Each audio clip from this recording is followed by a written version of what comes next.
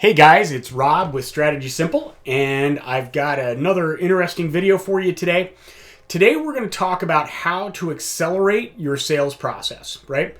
So as we're going into tough economy times and all those other things, a lot of people are asking me, Rob, what can I do to get more sales, to accelerate my sales process, to do those things? So I had to answer. So that's what this video is. I don't think I really need to explain what this impacts. It obviously impacts revenue and impacts cost because you're going to pay less, and it also impacts efficiency. So make sure that you're following these 5 things. I'm going to try and keep this short today. So let's go ahead and get started. So what do you need to accelerate your sales process? Number 1, you need to have your ideal customer profile. Number 2, you need to know, what are you solving for? What is it that you offer that's of interest? You need to create an ideal experience. That's going to be an interesting conversation. You need to know the buying process of your customer. And you need to document and follow up. You need to automate. So we're going to run through all of those elements. The first item, your ideal customer profile. Look, you've got to create and use your ideal customer profile to qualify your leads. If you want to increase your sales volume, you got to find better prospects, right?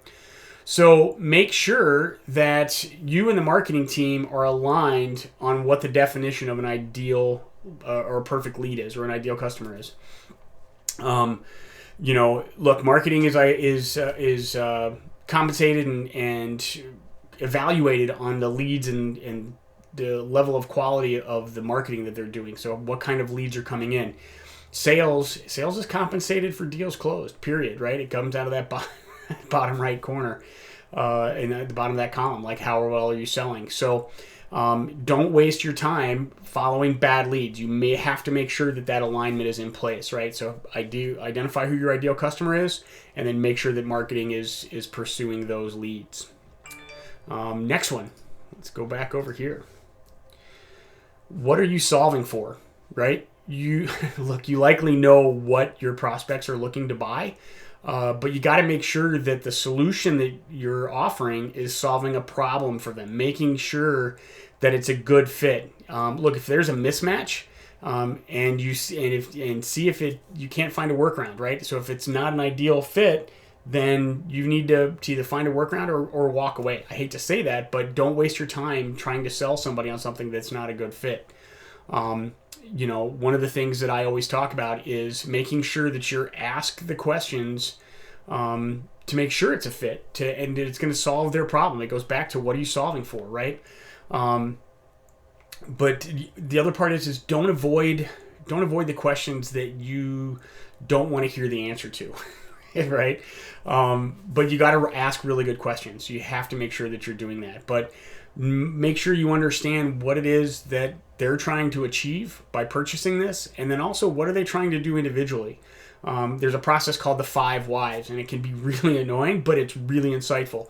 And that is, when you ask them a question, they answer, ask why 5 times after they continue to answer, right? And you'll get down to the core thing that they're really trying to solve for. So when I go to the store, everybody, it's a tired example, but I'll use it anyway, right? I'm looking to go to the store and I'm trying to buy a drill, right? Well, am I really trying to buy a drill?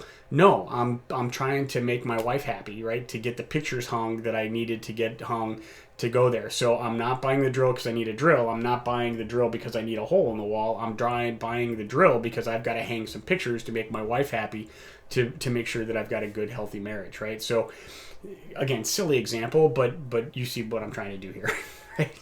All right, let's go back to the presentation, right? Create an ideal experience. So this is an interesting concept, right? And a lot of people don't think about this, but you have to ask good questions, and you have to listen, and you have to allow the prospect or the client all the time that they want to talk. Because if you do that, they will probably tell you everything you need to know to win the sale. Write down what they say, don't interrupt them, don't plan your answer, and don't forget to breathe. But on the same token, this is going to sound kind of weird, but everybody's favorite topic is themselves. So if you ask the right questions, if you ask the questions that is important to them, then they're going to like that, right? So if you're making sure that your process, your experience is focused on the client, well, that's really creating an ideal experience for them, and they're going to tell you what they need. And if your product's not a fit, don't sell them. It's an important piece, right? But yeah, so create that ideal experience. Know the buying process, right? What's their timeline? Who's going to be involved? What's the budget? Is the budget flexible? Who approves the purchase? Who will sign the contract? Will you have to get legal involved? Make sure you know these critical questions and have them ready at all times. I was literally just talking with a client, and we're building out a go-to-market strategy. And I said, look, we need to have templates for all of our documents in place so that when it does come time to buy, I don't have to go back and we start the process all over. Like, have it done, accelerated. I can't tell you how many deals I've seen get stalled because things weren't ready, right? There's no reason for you not to have most of this stuff in place. You've got boilerplate contracts and templates and all those other things. Have them ready to go so that when they say yes or there's a maybe, because look, a lot of times, you don't lose deals to competitors. You lose deals to non-decision, right? Or to delays. And that's where things get hung up. So make sure that you know the buying process and that you have everything ready to go, right? Now, the next one is going to make me pretty unpopular, especially with all the sales pros out there. You want to know how to accelerate your sales process? Document and follow up. Use technology as a tool. Enter all the information into your CRM and set the reminders for follow-up, right? I mean, look, folks, let's be honest. Salespeople are terrible at following up. They're terrible at documenting everything. But enter your prospects, enter all that information in there. Capture it. If you took handwritten notes, take a picture of it with your phone. Get it in there. Scan it as a document.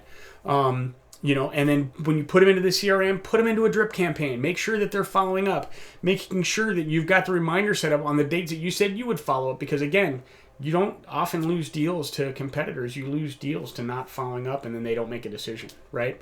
I always say, I had a mentor that said, the devil's in the details, man. Be disciplined. So thanks, Tom. But that's really a critical component. So as you look at these things, right? So you're looking at creating your ideal customer profile and understanding what you're solving for in the 5 whys, creating that ideal experience, knowing the buying process for your clients and your prospects, right? Know what their process is going to be. And then have your sales process and document and follow up. Use the technology as a tool, right? So now, I would be remiss if I didn't tell you that this is literally all part of our playbook, right? So we have this as a defined process, and we've got 3 phases: define, develop, and drive. These phases are the phase 1 and phase 2. This is under define and develop. So, if you're interested in learning more about that and understanding how we could possibly help you with that, obviously feel free to reach out. So with that said, that's all I've got for you today. But like I always tell you, I ask that if you like this content, give me a like, give me a comment, and share it with your friends. So that's all I got for you today, folks. If you have any questions or if I can be of assistance, let me know, and we'll talk with you soon. Thanks.